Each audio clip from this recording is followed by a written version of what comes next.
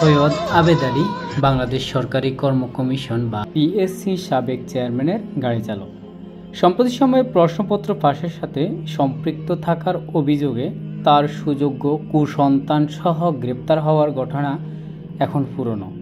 গ্রেপ্তার হওয়ার আগে তার একটি সাক্ষাৎকার সামাজিক মাধ্যমে ভাইরাল হয়, যেখানে তাকে বলতে শোনা যায় প্রশ্নপত্র ফাঁসের মাধ্যমে উপার্জিত অর্থ তিনি আল্লাহর রাস্তায় খরচ করেছেন। এখান থেকেই শুরু তার ধ্বংস। দীর্ঘ 1.5 যুগের সাজানো সাম্রাজ্য ধ্বংসের বাতাস লাগতে শুরু করে। একের পর এক বের হতে থাকে তার ধর্মীয় লেবাসের আড়ালে লুকিয়ে থাকা শয়তানের আসল রূপ।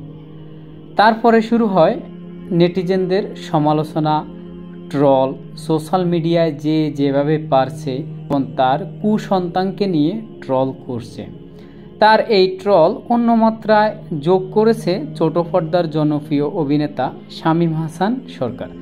তিনি তার ভেরিফাইড ফেসবুক প্রোফাইলে একটি পোস্ট শেয়ার করেছেন, যেখানে তিনি লিখেছেন, ভালোই লাগলো আপনার ঈমান দেখে। বাসে, কারে, প্লেনে, ঘরে, বাইরে, মাঠে, ময়দানে, সমুদ্র সৈকতে আপনি সেজদারত। আর আপনার ছেলের দায়িত্ব ছবিগুলো ফেসবুকে আপলোড দেওয়া, সুন্দর সুন্দর নীতিবাক্য সহ। তিনি আরও লিখেছেন, সকাল থেকে রাত আপনার ছবি দেখেই কুপোকাত। রাতে হয়তো খোয়াব দেখতে হবে আপনার সঙ্গে করছি বাত।